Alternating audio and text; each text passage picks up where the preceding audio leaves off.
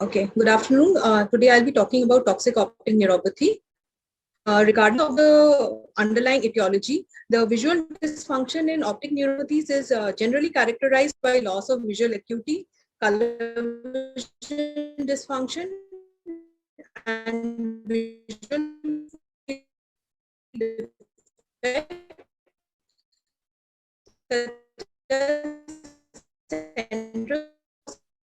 previous toxic in the form of medication or any other substance, prior surgery, family history, dietary habits, or any dietitian. Also, a review of symptoms should include sensory disturbances in the peripheries or peripheries, including gait problems, which might indicate a toxic peripheral optic neuropathy. The underlying mechanism of axonal and retinal ganglion cell injury in toxic metabolic and hereditary optic neuropathies is primarily the result of some degree of mitochondrial dysfunction. This dysfunction might be due to an exogenous like a toxin or a drug, or intrinsic cause like a genetic defect. Mitochondria are a major generator of reactive oxygen species and therefore a main target of oxidative damage. As proposed by Sadden and Wang, mitochondrial optic neuropathy seems to be an appropriate umbrella terminology under which these group of optic neuropathies can be grouped, and mitochondrial neuropathies. Injury to the papillomacular bundle results in the centrocecal visual field loss.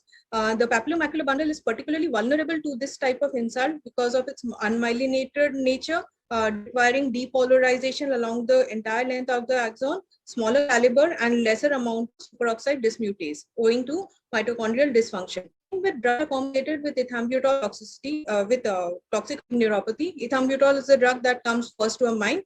So ethambutol is a metal chelator which inhibits mitochondrial wall synthesis. In mitochondria, iron and copper chelation results in disruption of complex 1, complex 4, and cytochrome C oxidase. It also increases oxidative damage.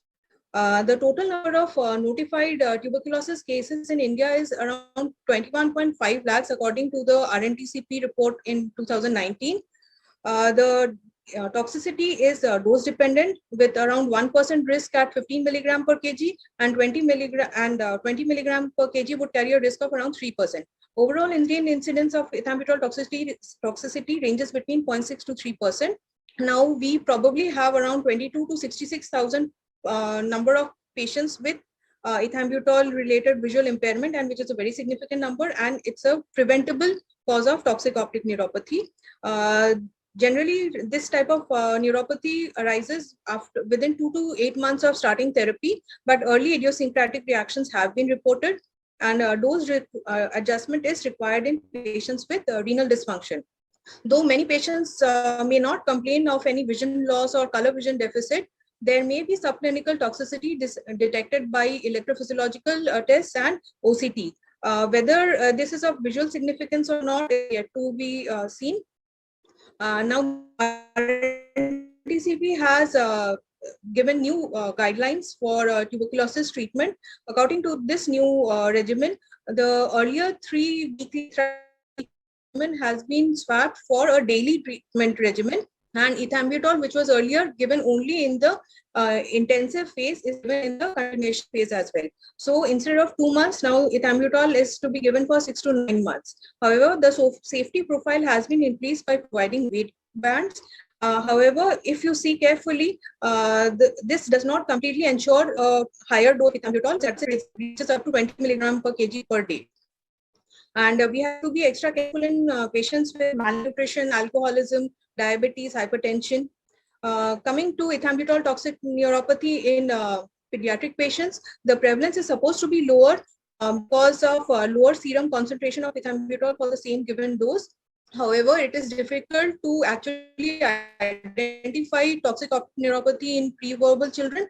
Also, according to the new weight bands, children are actually getting close to 25 milligram per kg per careful monitoring of such patients. Ethambutol toxicity may also affect other regions and may exacerbate neuropathy. Nucleoside reverse transcriptase inhibitors, which are a part of the neuropathy, ethambutol via multiple hit effect. Since early diagnosis and the drug to managing this condition, a proper examination and monitoring has to be maintained, starting with baseline visual examination to be repeated at periodic intervals. Asymptomatic patients can be seen every 3 months. Anytime they develop symptoms, they have to be seen. A closer monitoring of patients with higher risk factors is advisable. So the management depends on time stopping of the drug. Drug continuous must result in irreversible visual loss. Zinc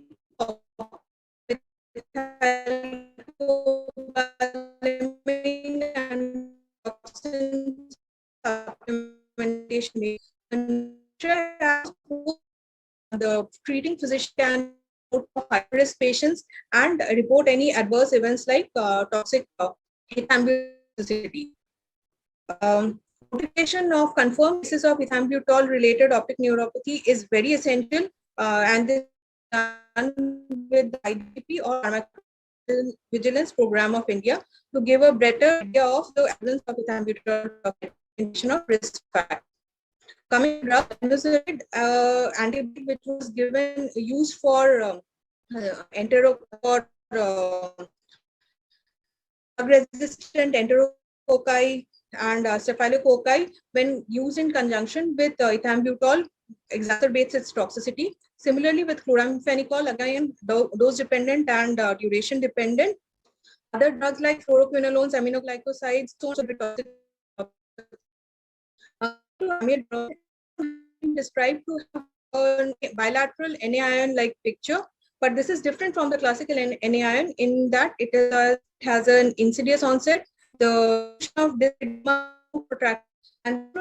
for and in 1 year of treatment, but some people have suspected that this may be a 2-NaION because patients who are on amiodarone also have this as those NaION. Phosphodiesterase inhibitors have also been likely labeled as causal in with the NaION. Nitric oxide induced response. TNF-alpha also associated with whether it is or say increased susceptibility to patients of the conditions TNF-alpha inhibitors are administered is debatable. Then tacrolimus used for organ transplants with NaION-like biology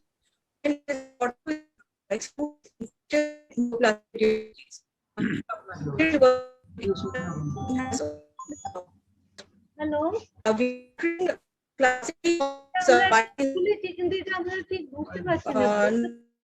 Picked up on OC, and this is advised as early screening, which causes acute loss of vision associated with metabolic acidosis. Treatment depends on correction of metabolic acidosis and clearance of methanol and its metabolites. The Cuban epidemic was an example of a combined insult, both toxic and metabolic.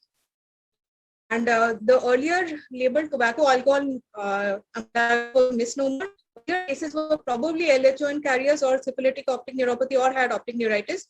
It is probably an optic neuropathy of nutritional deficiency type. Now, there is a genetic disposition system. Nucleoside transferase inhibitors have been reported to trigger visual loss in LHON carriers. Also, ethambutol can precipitate visual loss in LHON and dominant optic atrophy carriers or patients. And alcohol antibiotics may trigger the phenotypic expression in angels with LHON gene mutations.